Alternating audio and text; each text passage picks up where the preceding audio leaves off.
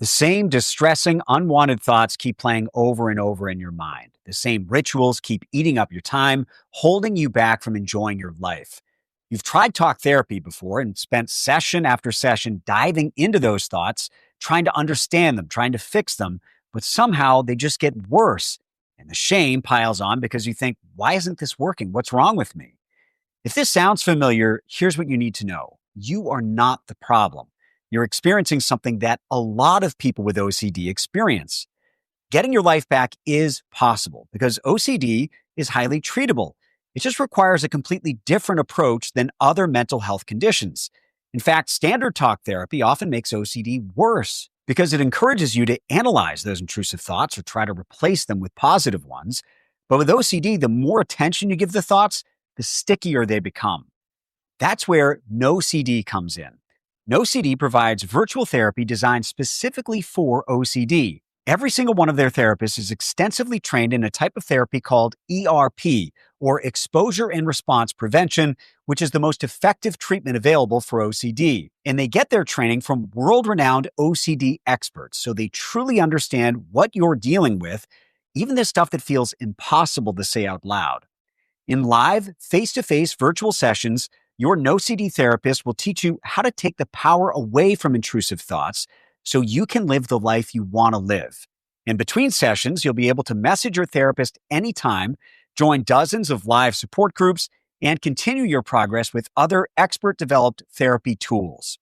No-CD is also covered by insurance for over 138 million Americans, and their team makes it really simple to get started. Visit nocd.com and book a free 15-minute call. That's nocd.com to learn more and talk to someone who can help, because you deserve treatment that actually works for OCD. And now, back to our show. I want to hear just a little bit more about the refrigerator. So you open the refrigerator and it makes that sound when the magnet detaches, and you imagine that you're hearing it say something? Yeah, so a trigger for me is the C word. Yeah, do you know what I'm on about, right? Yeah. I don't know if the female part or the male part. Yeah, the female part. Gotcha. It's because I think it's the worst swear word. So, I don't like the word at all. Yeah, I don't like that word either. I know lots of people use it. They can do what they want. I personally don't like the word. Whether I've got OCD or not. Because I know it's the worst swear word. Even like when I knock my desk or something and just any little random sound makes my brain think, that sound sounds like that word. So then I've constantly got that word just like floating in my head, and then I have to do a compulsion, because then my brain aims that word at obviously I love God, and it unfortunately aims the word at yes, which has been a very distressing thing for me for years and years and years and years. What is your next poem? Oh, I don't know, man. I'm Alicia. And I'm Liam. We both have OCD, and instead of spiraling alone, we decided to turn our symptoms into a podcast. You're welcome. Here, we overshare real stories, laugh through the anxiety, and talk to actual experts who can explain why your brain keeps asking, what if I accidentally marry my cousin? Whether your thing is hand washing, mental rituals, or just silently panicking during normal conversations, congrats. You have found your people. This is a safe place, unless you're an intrusive thought, in which case, get in line, buddy. We're booked. So grab a weighted blanket, cancel your plans for the 5th time, and let's dive in. This is the OCD Confessional. And yes, we did check this recording 4 times before uploading it. Today's guest is someone who turns pain into poetry and lived experience into purpose. Duke Al is a published author, spoken word poet, and hip-hop artist based in Wales whose work explores mental health, OCD, identity, and resilience. Through his art and advocacy, he's helping people feel less alone and giving language to experiences many struggle to express. We're honored to have him with us. Welcome, Duke Al. Good morning, Duke, or should I say good afternoon to you? What time is it there? 5:30 p.m. I'm in Wales, yes. About 20 minutes from Cardiff, which is the capital of Wales. It's lovely to be here, by the way, and thanks so much for having me. Thank you so much for speaking with us. Just diving in, I want to hear about your OCD. Obviously, this is the OCD Confessional, and we are going to talk about how you navigate all of that comes up for you. But when did you first realize you had it, and what did that look like for you growing up? I think I was about 12, 13 years old when I would say OCD really hit me. Yeah, that's when like loads of intrusive thoughts that were linked to at the time my mum. So my mum, is my rock. My mum was a single mum. I used to see my dad every weekend. I have a fantastic relationship with my dad. He's amazing. But in the house, it was sort of my mum sort of bringing us up. Anything that happened to my mum would have been horrendous and would have destroyed my world because she's my rock. So that's what OCD decided to latch on to begin with. So it was all about like my mum's going to get in a car crash, or she's, something bad's going to happen to her, or she's going to die. And then repetitive prayer very quickly became my compulsion. I went to church, I went to Sunday school when I was young, and then I learned about sin from a young age. And I don't think I was taught about it maybe in the most gentle way, which is why being very sensitive, should we say, I then thought like, oh my days, I can't even like walk on an ant. Any little thing I would do, I thought I was sinning, and I didn't understand sin. I didn't understand the Bible properly. So I just thought every little thing I was doing was, oh yeah, but what if that's a sin? And then I would do a repetitive prayer for an intrusive thought. And then I would say a different repetitive prayer for a different intrusive thought, and so on and so forth. And then numbers became a huge part of my OCD. But I am a Christian, by the way. And these last 3 years, I would say I've understood and I've been looking into Christianity more. I've come like full circle, really, through my understanding of suffering. And the quote, suffering produces perseverance, perseverance, character, and character, hope really helped me. And then I decided to explore it more. And I realized that I don't have to always be worried about sin and stuff. So it's actually come full circle and helped me a lot. I do loads of like physical compulsions, like running up and down the stairs, which is really frustrating. Even some sounds like, I don't know, opening the fridge and getting the milk out the fridge. The sound will like make me think the noise sounds like a word which I really don't like. And then I have to do a compulsion for that. Yeah, as you know, it gets very complex. When the intrusive thoughts really hit hard at 12, what did you make of that? Did you have any vocabulary for it? And were you able to go get help? I've always been very in tune with my body. I don't know why, but I just knew I thought I had OCD. So I like researched it. And then the OCD UK website charity came up, and I started to read what OCD is and all about it. And I was like, yep, that's me. So I knew from a young age it was OCD, but obviously I didn't know how to combat it or deal with it or manage it very well. So, as we know, it's a very personal and isolating condition because we don't want to share our intrusive thoughts or feelings or whatever with anybody. I decided that it was easier to, not talk about it because I didn't want people to think I was crazy. So I picked up the pen, and I like to say my brain told my hand told the pen told the page, and I was able to articulate and figure out what was going on in my head through the power of poetry, rhyme, and rhythm, and that really helped me. It became a positive coping mechanism, a self-therapy at a very young age. Just being able to, write about it, to be honest. It was really, really helpful. When you were realizing that writing was therapeutic for you and that was an outlet for you, were you at that time able to express to your mom, someone close to you, that what was going on? Or did you hold that all in and that only came out through your writings at that point? My mum is just amazing, and she's like really understanding, and she's brought us up to always be honest and speak about how we feel. And never to like hold it in. So I was brave enough at one point, I think maybe like 14-ish, to really open up to my mum. Because even though, the writing helped, of course it helped. It was a huge relief. But I needed therapy. Yeah, do you know what I mean? Yeah, it wasn't a fix-all. I needed to learn how to actually manage it. I needed to understand what OCD was. And so I ended up, talking to my mum, and straight away she was like, right, let's go to the doctors. Let's try and figure it out. So then about 16 years old, I saw somebody about it, but I didn't like have specific OCD intervention. I went to a place called CAMS, which is in the UK for young people. And it was really helpful just to talk about it. That was super helpful. But I don't think I saw a specific OCD therapist then. And then, yeah, as soon as I was 18, that was it. And then I was sort of back on my own. I had a negative coping mechanism, which was alcohol. There's a huge binge drink culture in the UK. I played a lot of rugby growing up. So as much as I love sport, and I would probably say sport was also a bit of a self-therapy, you know, releasing those endorphins and stuff like that. But I started drinking, like the first time I spewed of alcohol, I was 12, which is crazy. And that's, you know, very young. And then I started youth rugby at 16. And after youth rugby, it was as much about how hard you can drink as how hard you can play on the pitch.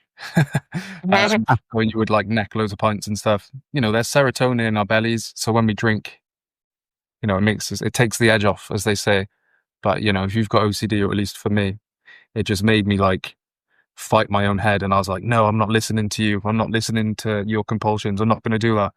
I just got very aggressive. It would like inward internally, and was like, you know, used to sort of fight myself. Took me to about 21 years old. It was literally at rock bottom. It was at my lowest low. And we were meant to be going to a christening, and my mum was going to drive about 3 hours away for this christening, and I was worried she was going to crash the car and stuff. Yeah, I got really drunk, and I purposely walked out in front of the road and got hit by a car. I didn't want anything to end. I just wanted to hear silence in my brain.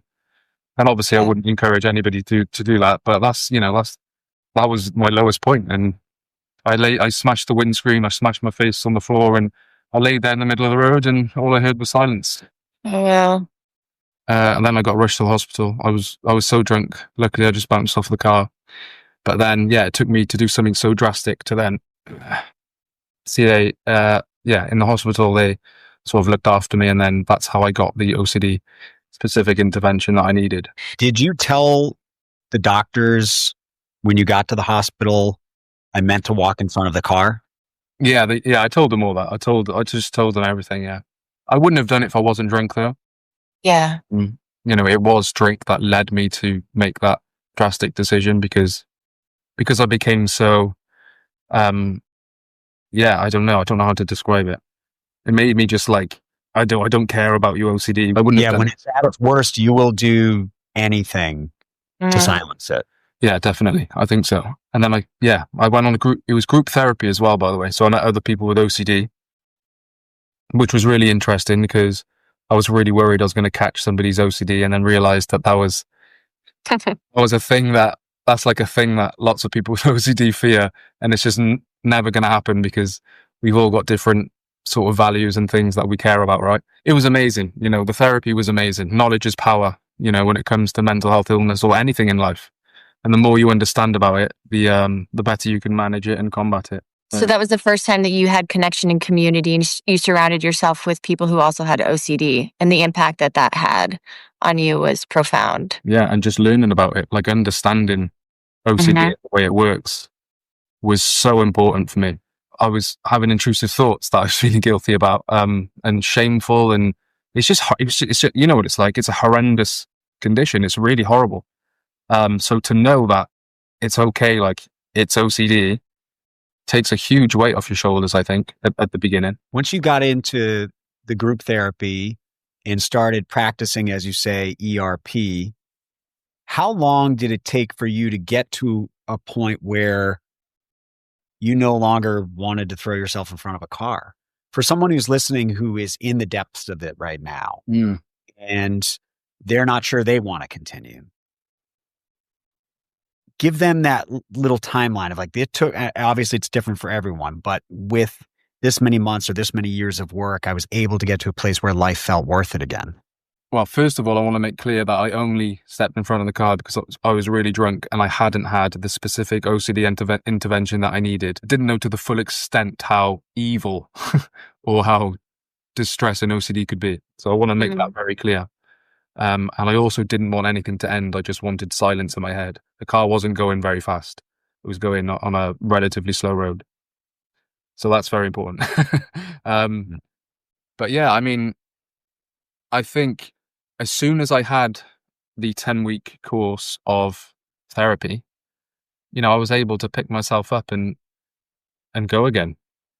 You know, I can't stress enough how important it is to understand what OCD is. And that's what the therapy did. I just understood what OCD is. I understood how it attacks. I understood different subtypes.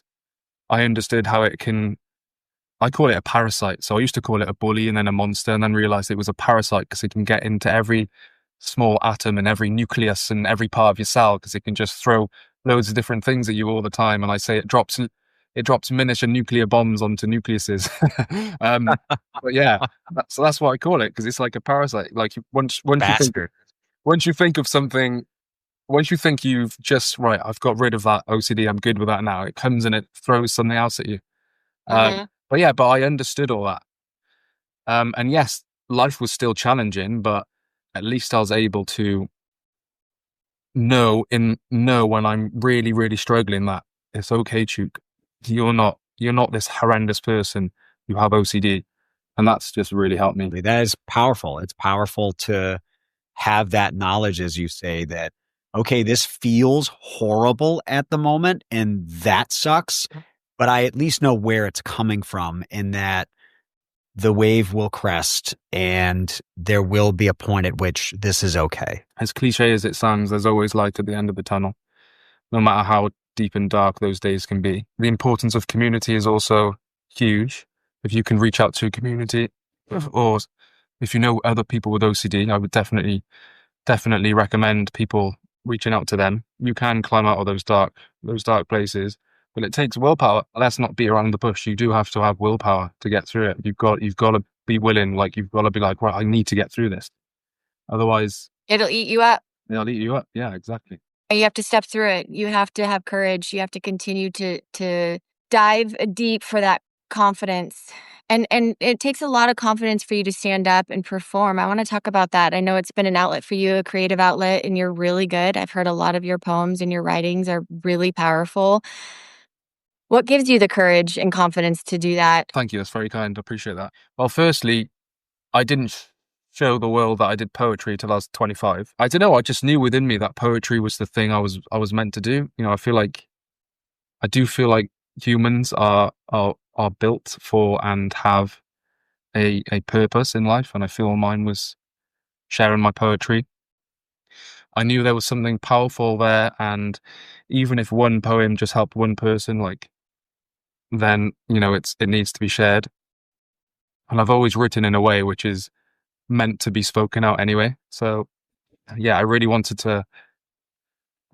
just to get my words out there and hopefully encourage people and raise awareness about things. And I write about loads of different topics, and of course I write about OCD, but yeah, I put myself in an uncomfortable position because I needed to, because I wanted to share my work. I wanted to reach people, but yeah, it was uncomfortable in terms of like, well, what are people going to think?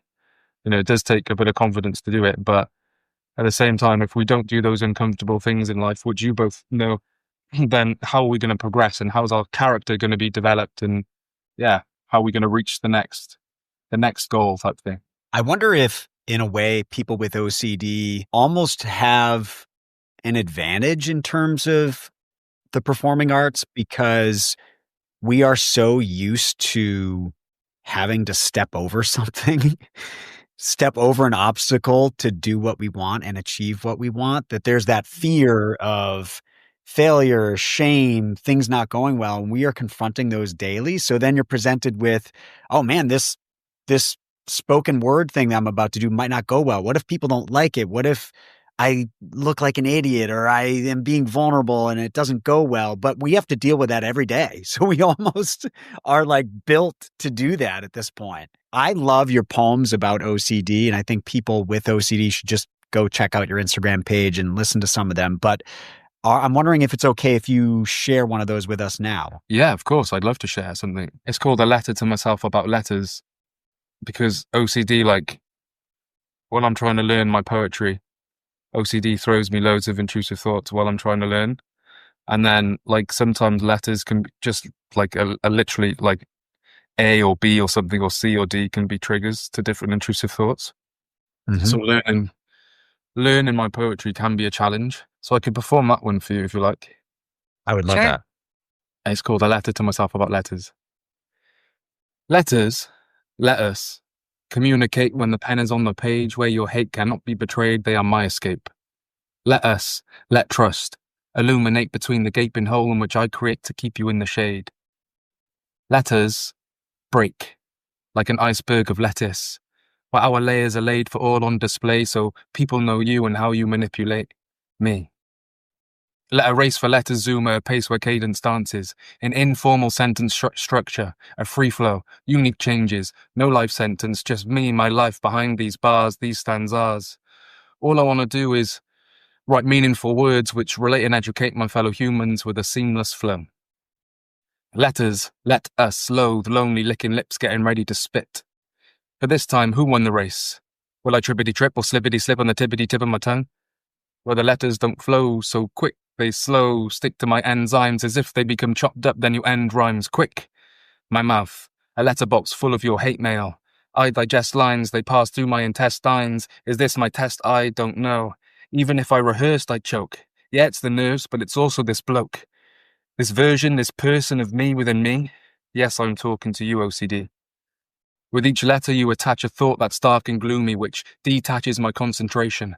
I must obey my brain to feel okay as these thoughts start to consume me. Anxiety through the roof. I complete my compulsions, yet fears soon resume, see. They are R-rated, mentally traumatizing. Nothing's ever A-OK because you OCD have no R-E-S-P-E-C-T for me, frankly, when I'm trying to learn my words, my poetry, so I'm gonna keep this PG-13 to save the triggers. After all, you are a Looney Tune, looming around all smug. You think it's funny as you chew in my ear like an evil Bugs Bunny. I feel all daft, Duke you like Daffy Duck who can't pronounce these letters or they just get stuck. But still I write my rhymes. I want them to numb this pain. With wordplay and syllables, deeper meaning, skills lyrical to fight against these rituals. The uncontrollable individual like the Tasmanian devil, I'm ill of course. All I want to do is write meaningful words which relate and educate my fellow humans with a seamless flow. These letters, they form my poems, and with each letter I'll get better, I'll forget your OCD, all of those intrusive thoughts you hopelessly throw at me. I'm the competitor competing for my mind. You're my vendetta, a part of me forever, but you will never stop my rhymes. Thank you very much. Wow. That was amazing. I got chills right when you said RSPCT, you have no respect for me, OCD. It's like, gosh, it's just, that was really powerful. That was really good. Thank you for sharing that. For anyone who has zeroed in on letters, they will get it. But it's true for people who've zeroed in on certain numbers too. I had to have even numbers. That numbers have been a thing for me in my life. And for other people who they have certain triggers that control their lives, they can so relate to that feeling of it controlling them. And when you're writing those, is that its own form of exposure? Because you're having to use the letters that you don't want to use. I feel like that's its own ERP right there. Yeah, I think so. There are specific words sometimes I don't like to use, and then I'll write them in because, yeah, the one thing I've always said to myself that OCD will not stop me from doing is writing my poetry, because it's stopped me from doing a lot of things in my life, unfortunately. But yeah, one thing I just refuse to let it stop me is my poetry. Do you want to talk about your diabetes a little bit? Diabetes requires constant decision-making around insulin, which can be overwhelming on its own. And OCD creates a lot of doubt. Did I do it right? Did I measure correctly? How does that show up for you when you're giving yourself insulin? The first thing that saved my life, you've just got a green pen. So is the ink. And then the second thing that saves my life is the insulin with my little needle. So I was diagnosed at 23. Me and my partner went to Thailand and Bali for like a nice little traveling trip, which was amazing. And in Bali, we stayed in Ubud, which was near the monkey forest, and went into a restaurant, ordered a surf and turf. I picked up a shrimp, put it in my mouth, and it tasted horrendous. And then for the next sort of 7 days, I started to feel really ill. I thought I had sunstroke, so I was just taking some medication. And to cut a very long story short, I eventually went to the doctors when I got home. My head was pounding, and they took one look at my temperature, and they sent me to the infectious disease unit. So I had salmonella. It's called like type 2 Java, Java being the Indonesian region. But it got into my blood, so I had sepsis, and then that triggered my pancreas to stop producing insulin. It was a very interesting thing that happened because my OCD collided with type 1 diabetes then. Because obviously there's numbers on the insulin. That was my next question. Yeah. Mm-hmm. So sometimes, when I first got diagnosed, I'd have to inject a certain number of insulin. So I inject 1 unit of insulin per 10 grams of carbohydrate that I eat. So if I eat 60 grams of carbs, I have to inject 6 units of insulin. And that's my worst number. I really don't like that number. So sometimes I would purposely inject too much because I just didn't want to inject that number, which is really dangerous. And you can have a hypo where you really quickly need to get fast releasing glucose into your system, and it can be very dangerous. Or I would just inject too little or just not bother injecting, again, which is also not very good and can be dangerous. And then sometimes I'd feel like I'm injecting the intrusive thought into my body, and then my body's contaminated with an intrusive thought. And then I would stab myself with a needle, like usually up to 20 times, because that was the number I liked, to neutralize the intrusive thought. With OCD, I would not allow myself to start something that I wanted to start that was going to be good for me. For example, go to the gym. I love going to the gym. I love looking after myself. Well, I would purposely not go to the gym. I purposely eat bad food. I purposely drink and self-punish, because self-punishment became a compulsion. And then to get out of that, I couldn't start something good for myself unless it was on the right day of the week, which added up to the right sort of date of the year, and all those numbers added up to a number I liked. And then I didn't have like an intrusive thought on the day. So like this whole thing of like, it had to be the perfect day to start something good for myself, I battled with it for a long time. And then there's a perfection thing about your blood glucose levels need to be between 4 and 7. So there's some sort of perfection thing that people with type 1 diabetes have. And I've got a poem to sum that up if you want me to share it. Yes, that'd be please. great. It's called Perfect. Trying to be perfect is like running on a glass bridge with metal spikes, walking on a frozen lake with no ice, tiptoeing on a tightrope from a high height. Trying to be perfect is like a relentless fight, shadow boxing against my mind. I've boxed up doubt. I fear if I let it out, then I will live in the shadow of me myself. It's complicated, this fight against my health. Trying to be perfect is on the edge of failure. On the edge of failure is self-punishment. On the edge of self-punishment is self-destruction. On the edge of self-destruction is imperfection. A cycle of nothing but stress. Nothing but putting pressure on myself to only feel worth less. But is being perfect worth stress? Tormenting thoughts. I'm in a continuous war. With no warning they spawn. I try to ignore them, they take a new form. I sit and I draw up all the conclusions if the thought actually forms. I'm having withdrawals. Compulsions I mourn, I'm shattered, I yawn, I'm battered, I'm worn. Bags live under my eyes, it's as if somebody is ripping, somebody is gripping my stomach, my body is torn. I cannot be besides myself, because then that means I'll be the shadow when OCD's won. I need to inject, but the numbers are wrong. How do I go on? Do I inject too little, too many? Nothing's perfect, I'm gone. Obsession, injection, compulsion, injection, obsession, injection, compulsion, injection, perfection. I'm checking, I'm testing. Is it between the 4 and the 7? Bad number, rejection. Bad number, rejection. High blood, forget. Bad thought, upset, feel dead. No tears are shed. I'm numb, imperfect. I'm numb, imperfect. I'm numb, imperfect. Wait a minute. What did I say? What if I rearrange the word a little into a different shape? Then my perspective might change. Put an apostrophe in between the I and the M and then just add a space. What does it say? I'm perfect in my own imperfect way. This gift, do I deserve it? To use rhymes to articulate how my body, my brain, my heart feels. God gave me this gift as my escape. When I write things down, my endorphins are doing cartwheels. It is the powerful way in which I communicate. Maybe God gave me this gift to also help others. Maybe I needed to have suffered. To pick up the pen and empty bad thoughts from my brain so people relate and it soothes their pain because I'm obsessed with words. I'm blessed, not cursed. These conditions are my test on earth. OCD or the checks I merged. Too complete when I'm wrecked I turn to T1D or the checks I merged. Too complete, a relentless surge of energy, but through stress I've learned to accept my terms. Not had a rest since birth, but I won't rest till I'm dead in the dirt. Forget these nerves. I'm going to work on myself as I set these goals and write these notes before I'm ghost. I'm going to be the best person I can be. Forget perfection. I'm just going to be the best version of me. Hopefully that sums up, the collision of OCD and type 1 diabetes. Another beautiful one, Duke. Where are you with it now? Are you able to inject imperfectly, or do you still perform some of the compulsions around that and have to have the perfect number? I'll be honest, sometimes I definitely have OCD with my pen, with my insulin. But yeah, I'm a lot better with it now. I've accepted, my life with type 1 diabetes and OCD. I don't know how you both feel about this. I don't think there's a cure for OCD. That's what I'm trying to say. No, I don't either. I don't think I'm ever going to be cured from OCD. But I can learn how to manage it better, and I can always learn how to combat it better. And I can always, implement better things in my life to help me cope better. For example, don't drink, because I know drinking makes me terrible. For example, trying to get sleep. If I don't sleep well, my OCD is way worse.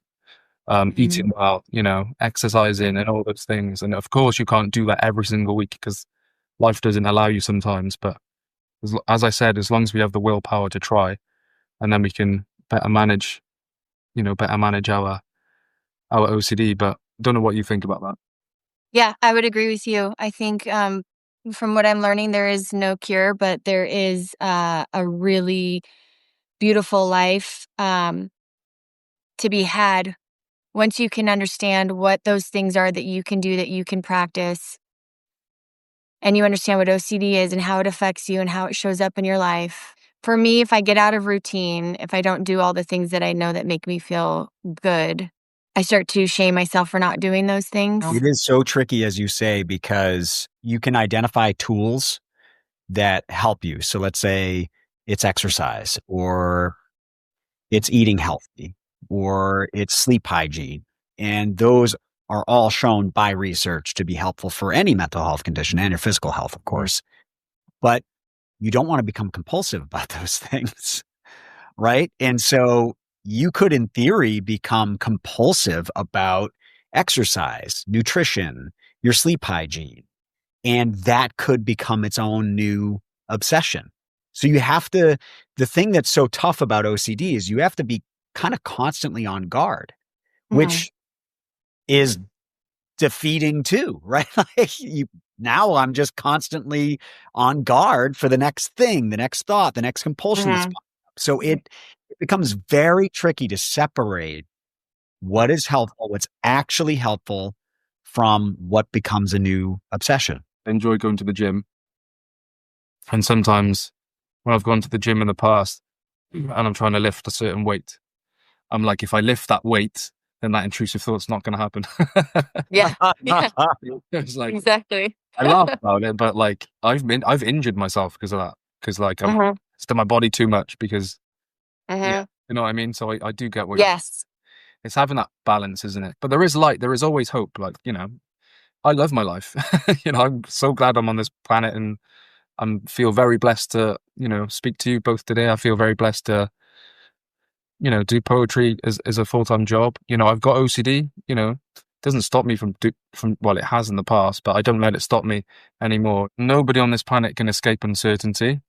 And uncertainty, as we know, plays a vicious role in OCD. But nobody on this planet can escape suffering either. And at least now I understand my own suffering now. Would I give OCD back? Would I give type 1 diabetes back? No, I wouldn't. And people think, people have got their own opinions on that, and that's fine. But the reason I wouldn't is because of what I just said. You're going to suffer, and you are going to suffer in this life. At least I understand mine now. And frankly, I don't think I'd be doing the job that I do and speaking to people at these events and reaching out to people. And as I said, maybe just helping that one person in that event that day with me sharing my story. I wouldn't be doing that if I didn't have OCD. I love that. And thank you for sharing that. I think that one of the most powerful things for people who have OCD is community, is speaking up, is advocating for it, is building that trust circle.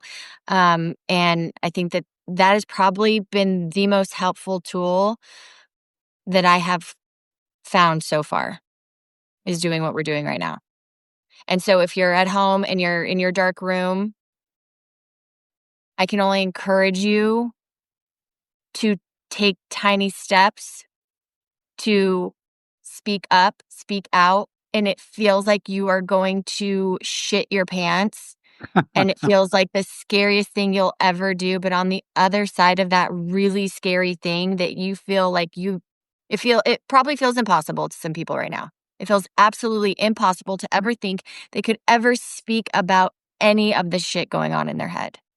And we have to continue to remind them that that is the OCD. That is the disease in itself, the disorder. I'm really proud that you've gotten to the place that you've gotten to with it. Yeah, I think this is a nice reminder of why we're doing what we're doing. If you could go back to that 12-year-old Duke who started to have the intrusive thoughts about harm to his mother, what would you say to him? I wrote a poem about that if you want to hear it. Oh my gosh, yes, please. I feel like when you read them, I'm inside your brain, and we can really kind of understand what goes on in there, and it's beautiful and chaotic. This poem, to be fair, probably needs a bit of editing, but it's called Little Duke. Little Duke. No need to fear, it's Big Duke here. I know you're scared. I know you've held in tears from your family, from your peers, from yourself for a long, long time. I know you're scared. I know how brave you are. I know how ashamed you are. I know how the pain is carved into your mind, leaving mental scars behind. You need to tell Mum. I know your healing has begun. What are you writing about? The monster? I know you're scared. These unsolved problems, the guilt, the dread, you must tell Mum. I know it's all about Mum at the moment. But you don't have to tell her that you're trying to prevent her death, trying to prevent her from being in a car crash, trying to ensure her next steps are safe. I know how your bad thoughts feel like a car crash. I know you care for her so much. She brought you and your siblings up, money scarce, Mummy always there, doing her very best for us. Everything she does is a sacrifice for us. We are loved. I know how much you love her. I know that time you found her downstairs, laying in her own sick everywhere, bottle empty. I know you were scared of Mum being hurt. She was hurt. She never meant to make us worry. All the stress, the trauma that she went through, she is human too. All those hours Mum worked as a cleaner, being looked down upon from other mothers from school, judged because we lived on the housing association. So cruel. It would all be worth it. She is hard-working, she goes to college, gets a job, while bringing us all up. She is extraordinary. I know you worry. When Mum puts the fireworks out in the garden on November the 5th, I know how hard you cry. You don't want Mum to die. Pacing up and down your bedroom, numbers consumed by numbers, no headroom to think about anything else. I know bad thoughts are spilling over the rim of your skull. I know you stapled your finger, wincing at the pain, a dull ache, a throb. I know you wanted to escape when you had those nightmares running around the house seeing things. Remember who was there to bring us around, held us closely in her arms, calmed by her soft voice, and the monsters disappeared. It was Mum. You need to tell Mum. She will fight for you. She will take us to the doctors, and when the doctor questions us, she will fight for you. I know how much you love her. I know you fear. Little Duke, you don't have to hold in those tears. Our Mum is our rock. She still is today. The monster rocked us. And I know all you do is pray, the same repetitive prayer. I know you're scared, but the monster wants to keep you doing compulsions. They're not real prayers. They are compulsions. You learn to pray for real. You will learn to talk about how you feel without being afraid of backlash, of painting an insane freak. Your Mum is not going to die because of what the monster told you. I promise. His voice quietens down. He does not control you. Your Mum just wants to hold you. Let her hold you. She's starting to notice the cracks. You disguise it so well through humor, through sport. A mother always knows when a child is distraught. I know you mask it by being the tough kid. You don't want your friends to know. You sleep with the light on, afraid of the monster. I know school is tough, trying to concentrate in class, worried what friends and what friends' parents will say if you don't pass. And you don't when you're older. You do fail school, but Mum is there. She has a plan. Just talk to her. She understands. Compulsions will make things worse, and you are not a bad person. Talk to Mum. She loves you. And I know you love her. I know you're scared, but the monster will not win. Keep on being strong. Keep on fighting through writing. Your poetry will grow to be something impactful. Cry those tears. Fight those fears. I love you, little Duke. You will get through. Love, Big Duke. Oh my gosh. Yeah, I'm very lucky to have. I'm very fortunate. Very blessed to have such a caring family. I don't know what I would have done without my family, to be honest. The only reason I haven't said anything is because I can't talk right now. I'm a mess. I know. I think we would all give anything to be able to go back and deliver that sort of a message. I mean, none of us can write quite that well to our younger self, but deliver that message to our younger self. It's kind of one of those, if I knew then what I know now, how would things have changed? And yet we can mourn for those lost moments in our life, the things that we didn't do as a result of our OCD, but we can't spend too much time dwelling on it either, because then we're just back into that cycle of shame. It's also brought us to this place Yeah. that we're in now. Oh, definitely, yeah. For people who don't already follow you, Duke, how can they hear and read more of your work? You can follow me at Duke Al Durham on Instagram. I've got a website at dukeal.com if you want to check out some more of my work. And I was published this year. I've got a collection of poetry out if you want to. Yes, congrats on that. You wrote and published your first book. Imagine we trade bodies with sheep. Yes. So it's basically tomorrow morning, imagine we all wake up, we've now got the bodies of sheep, and human being bodies are in the field, but we keep our human brains so we can still communicate. And technology changes with the trade. It's called hoof technology. And we can see cars and chop garlic cloves, for example. But we've never known any different. And then I just critique modern society as if we have the bodies of sheep. So it's a bit sort of satire, a bit surreal. Hopefully, yeah, a little bit funny, but it does get very deep, dark, and emotional. And there's about 7 OCD poems in there as well. It's like a concept poetry collection, so it needs to be read from start to finish because I introduce some characters and then they develop throughout. There's a poet called Harry Baker who's from the UK. He's a very talented poet, and he wrote a poem called Paper People. And in 3 minutes, he makes the world like he turns everybody into paper people. I thought it was a really fun, clever thing to do. I thought, I'd love to do some sort of interesting concept like that. And then I was, me and my partner were driving around in Wales, and there's a lot of sheep in Wales. And I saw some sheep, and I just started having all these things pop up about sheep. And then I wrote this about 7-minute poem, and then I stored it away for a few years because I knew I had something, was a bit intimidated by it. And then I read it to my tutor when I was in university, and she said I've got like 7 poems in the one poem, and then I ended up developing it into a full-blown collection. You can get it on Amazon and Waterstones and sort of bookshops in the UK, but yeah, I think internationally Amazon. And as sheep, are the intrusive thoughts all about wolves? So the wolves. It's another dad joke. Honestly, the book's full of terrible dad jokes. Duke, what do you want people to understand about OCD that most people don't? What would you tell a mother of a child that is struggling, who is in a dark place? What would you say? I think the most important thing is to just be there, be present, and be, available at any time for your child to open up to you.